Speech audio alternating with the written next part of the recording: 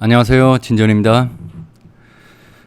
오늘은 특별히 제 구독자이신 이니사랑님께서 요청한 그림과 그림의 소재인 영화를 소개해 드릴게요.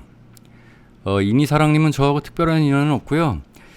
박훈TV를 통해서 고맙게도 제 채널을 구독해 주셔서 제가 영상을 올릴 때마다 작은 안부를 묻고 있습니다. 사시는 곳이 미국으로 알고 있어요. 제 채널에 국제적인 구독자가 있어서 아주 좋네요.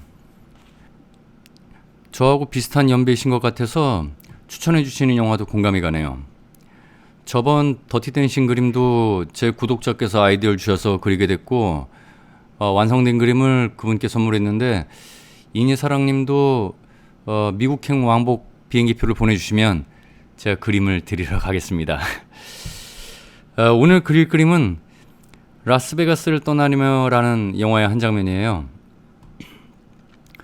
존 오브라이언의 반자전적 소설을 토대로 만든 영화인데 알코올 중독자와 창녀 간의 운명적이고 강렬한 러브스토리예요. 니콜라스 게이지가 알코올 중독자로 나와요.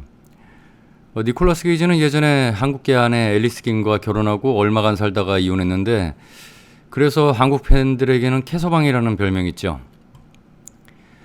최근에는 결혼한 지 4일 만에 이혼하는 모습도 보여줬고 엘비스 프레슬리 딸하고도 결혼을 했었어요.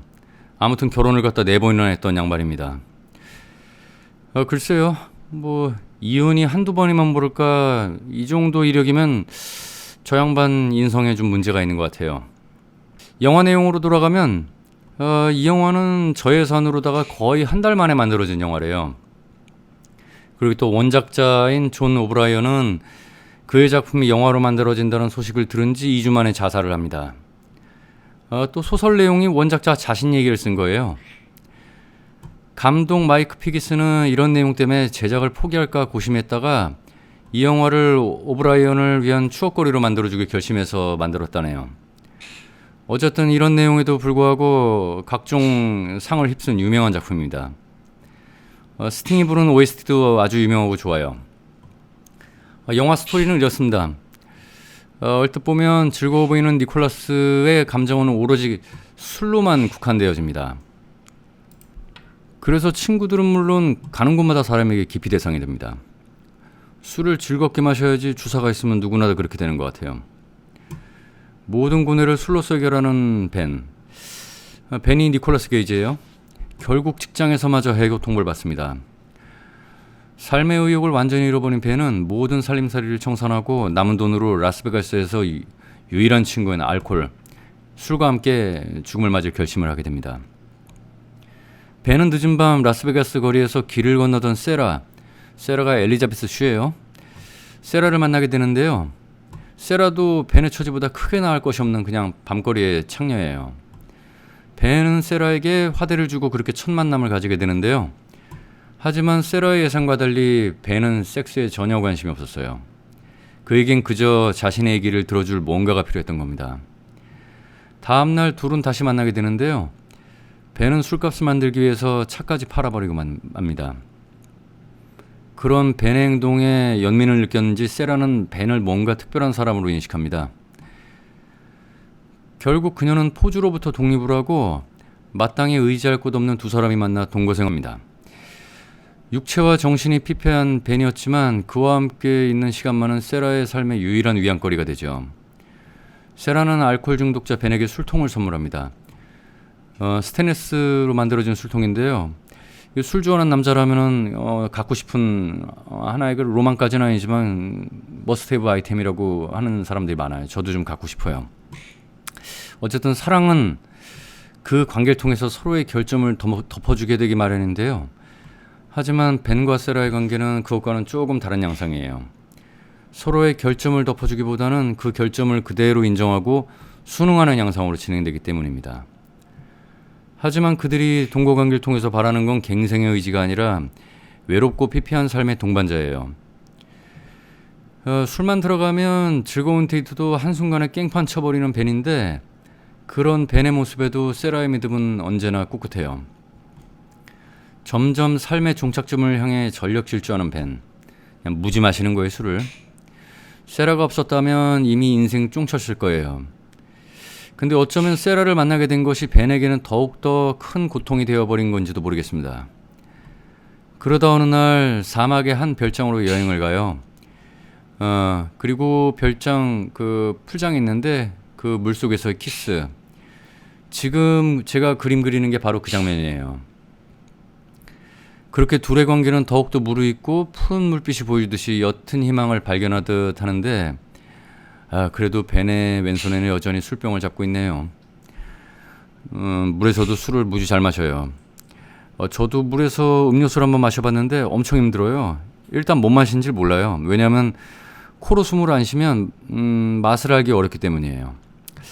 어쨌든 아무튼 간신히 지펴놓은 희망의 불씨마저 사라질 걸 염려한 세라가 벤에게 드디어 이제 술을 끊을 걸 요구하는데 벤은 화를 내고 맙니다.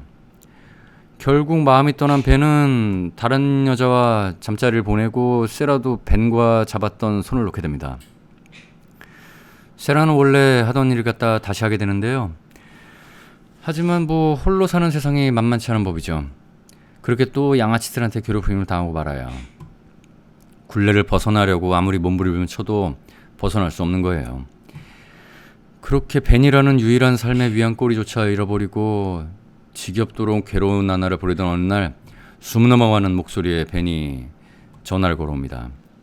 그래서 세라와의 극적인 재회를 다시 하게 되는데 그때는 이제 벤은 더 이상 뭔가를 할 수 없는 상태가 됐어요. 완전 마탱이가 왔어요. 삶의 순간까지 마지막 순간까지 벤은 술을 놓지 않았습니다. 세라는 숨진 벤의 옆에서 어떤 생각을 하고 있었을까?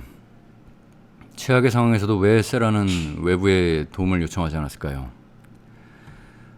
자신의 존재에 대한 부끄러움이나 나약함도 원인이 될 수 있지만 뭐니 해도 두 사람 관계를 그 누구로부터 간섭받고 싶지 않을까 하는 생각이 듭니다. 영화는 이렇게 끝나게 돼요. 저는 이런 새드 엔딩에 대한 영화가 좀 불편해요. 해피엔딩 영화는 당시에는 좋고 그냥 뭐 그게 얼마 가지 않아 가지고 사실 저는 좀 꼭 안 좋은 결말 있는 영화를 갖다가 좋아하는 건 아닌데 이제 뭐 기억에는 오래 남아요. 근데 이 영화는 좀 마음이 좀 안 좋아요. 이게 좀 불행한 사람들끼리의 결말이 안 좋아서 그런 것 같아요. 어쨌든 벤과 세라 그들이 서로의 파멸을 인정하고 그 끝을 향해서 달려가는 외로운 길에 그저 옆에서 지켜봐주는 친구가 필요했던 것 같습니다. 그렇죠. 우리는 가끔 남을 바꾸려고 하는 경우가 많아요. 아시겠지만 뭐 사람은 고쳐 쓰는 거 아니라고 하잖아요. 근데 뭐 벤처럼 심각한 알코올 중독자가 가족이나 친구 뭐 주변에 이렇게 있으면 누구라도 끊으라고 해야겠는데 뭐 그런 경우가 아니더라도 종종 우리는 남을 고치려고 잔소리나 설득을 해요. 또 어떤 경우는 진짜 고쳐야 되는 내용을 갖다 얘기하는 게 아니라 그냥 남을 자기 취향으로 바꾸게끔 하려고 하는 경우도 있어요. 이 영화가 뭐 그런 내용을 전달하려는 건 아닌데 어쨌든 남을 고치려고 하는 것보다 자기 자신의 결점을 찾아서 고치는 게 나을 것 같습니다. 이니사랑님 덕분에 예전에 봤던 영화도 다시 회상하고 또 멋진 그림도 그려보게 됐네요. 감사드리고요. 다른 멋진 소재가 있으면 누구든지 알려주세요. 주제에 대한 룰은 없어요. 아무거나 말씀해 주시면 됩니다. 제가 가급적이면 썰도 재미있게 풀어서 만들어 볼게요. 뭐 재밌다고 장담은 못해요. 어쨌든 최선을 다해서 만들어 볼게요. 어떻습니까? 오늘 영상 재밌으셨나요? 재밌었다면 좋아요와 구독, 알람 설정 부탁드립니다. 그럼 다음 영상에서 뵙겠습니다.